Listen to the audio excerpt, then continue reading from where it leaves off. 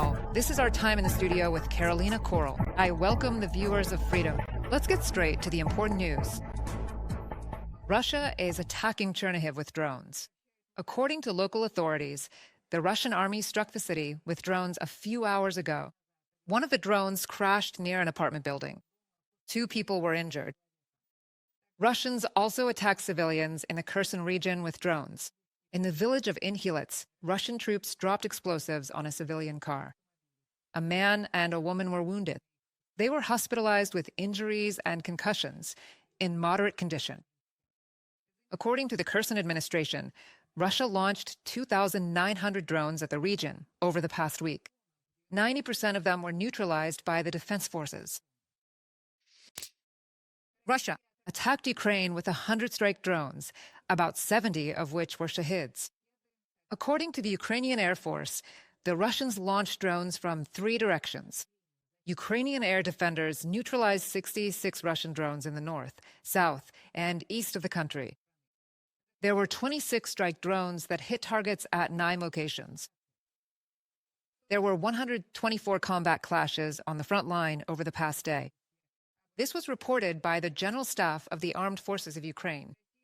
The Russian army tried 18 times to break through Ukrainian defenses in the southern Slobozansky direction.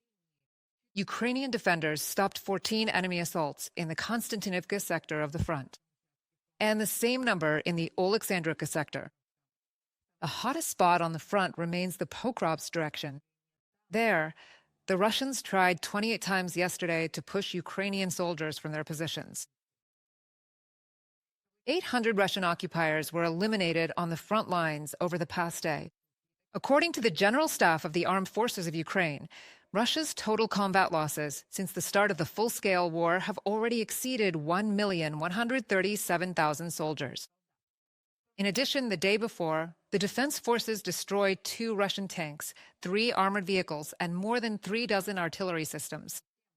Also, they turned a Russian multiple rocket launcher system into scrap metal, 547 drones, and 138 vehicles.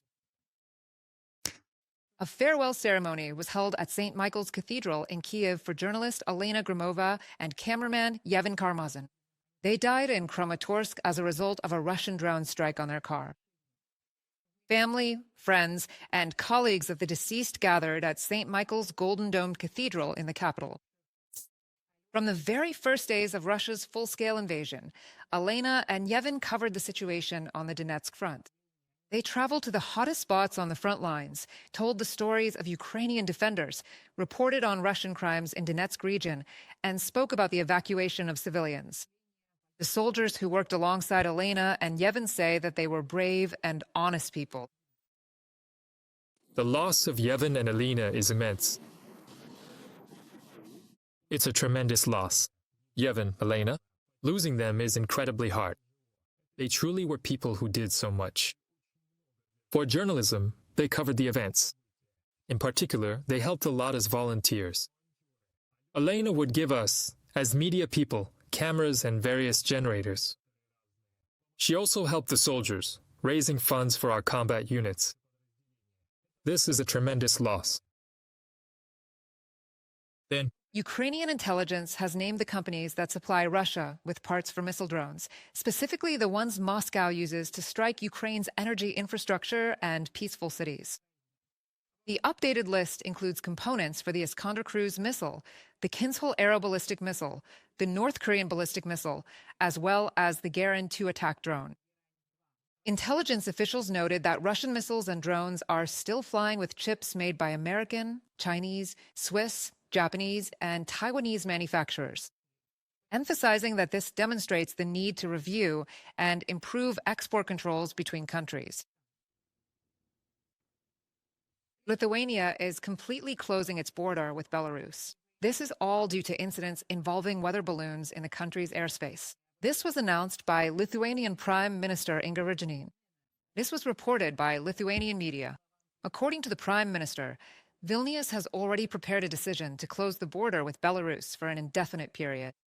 However, some exceptions are provided for in this decision. And starting today, the Lithuanian army will begin shooting down balloons that have drifted in from the neighboring country. Diplomats and diplomatic mail will be allowed to cross the border. Lithuanian and EU citizens will also be able to return from Belarus to us. But all other movement will be stopped. In this way, we are sending Belarus a signal that we will not tolerate any hybrid attacks. And we will take the strictest measures to stop them.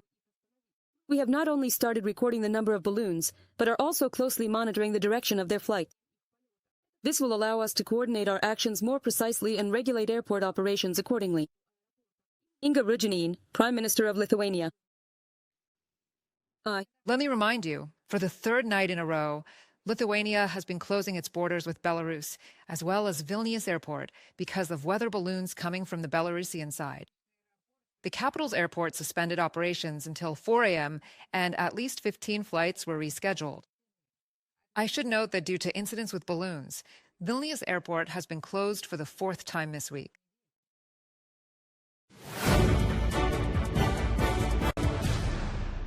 The ultimate guarantee of security for Ukraine is full NATO membership. This was stated by the Minister of Foreign Affairs of Estonia during a visit to Kyiv. This morning, Margus Tsakna arrived in the Ukrainian capital.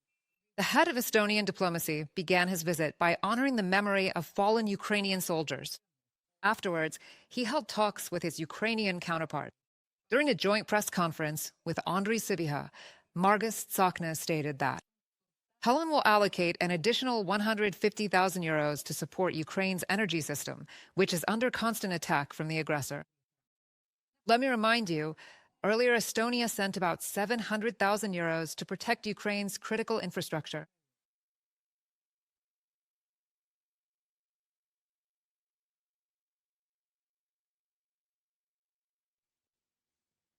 Washington expects Hungary to give up Russian oil and gas. This was stated by the U.S. ambassador to NATO, Matthew Whitaker. And according to him, this also applies to Slovakia and Turkey. They need to develop and implement a plan that will help them get rid of their dependence on Russian energy resources. And the United States is ready to help them with this. Hungary, unlike many of its neighbors, has not developed any plans or taken any active measures. That's why we will continue to work with them, as well as with their neighbors, such as Croatia and other countries that can help them give up Russian energy resources. The new sanctions from the EU and the US are hitting Russia hard, despite Moscow's denials. This was written on Facebook by Ukraine's Minister of Foreign Affairs, Andriy Sybiha. And, according to him, the previous week marked a new stage of pressure to force Russia towards peace. Sybiha reminded that the EU has agreed on the 19th package of sanctions, which targets Russian energy, the shadow fleet, and ways to circumvent sanctions. In addition, the strong Trump-era sanctions that hit Rosneft and Lukoil are also having their impact. What? Russians immediately rush to say how little they care about the sanctions. Putin says that everything is fine with the Russian economy, and his propagandists repeat mantras that the sanctions have no effect at all. The more bravado there is, the more obvious it becomes that the reality is exactly the opposite. Problems in the Russian economy are taking on a systemic and crisis-like nature. Sanctions pressure is really working and is hitting the Moscow regime and its war budget hard. Andriy Sybiha, Minister of Foreign Affairs of Ukraine, Facebook. The European Union still considers Russia's frozen assets as the main source of funding for Ukraine for the next 2 years. This was stated at a briefing in Brussels by the European Commission's chief spokesperson, Paula Pinu. The conclusions of the European Council contain a clear commitment to meet Ukraine's financial needs for 2026 and 2027. And it is precisely in this context that the European Council has asked the European Commission to present possible options. In this regard, President von der Leyen also responded very clearly to the question, saying that, of course, there are always alternatives. There are other options besides using frozen assets. But the main focus still remains on them. The new U.S. sanctions against the Russian energy sector are the largest since Russia's full-scale invasion of Ukraine began. The restrictions not only impact the earnings of Rosneft and Lukoil, but also warn foreign companies about the risks of secondary sanctions. Against this backdrop, China is significantly reducing its purchases of oil from Russia, and India is stopping them completely, said U.S. President Donald Trump. To see how the oil sanctions will affect Russia's ability to wage war, check out our report. Shares of Russian oil companies Rosneft and Lukoil have plummeted by more than $5 billion in just 2 days. This happened after U.S. President Donald Trump announced sanctions against them. According to a statement from the U.S. Treasury, these two largest Russian oil corporations are funding the Kremlin's war machine. And being added to the blacklist threatens Rosneft and Lukoil. With even more problems, the number of their partners may decrease due to fears of secondary restrictions, and as a result, exports to foreign markets will decline. Under the U.S. sanctions, the first since Donald Trump returned to the White House, not only Rosneft and Lukoil themselves were targeted, but also 30 subsidiaries of the former and 6 of the latter. The decision by the U.S. Treasury could also lead to Lukoil winding down its trading operations through its Dubai trading division, while Rosneft faces problems with supplies to India. From a publication by the Moscow Times. On October 25th, U.S. President Donald Trump announced that India is completely stopping its purchases of Russian oil. The country is finding alternatives and has already started purchasing raw materials from Qatar and Iraq. An Indian company has bought millions of barrels of oil from the Middle East and the U.S., adapting contracts to the new regulatory conditions. Donald Trump also reported a significant reduction in China's purchases of Russian raw materials.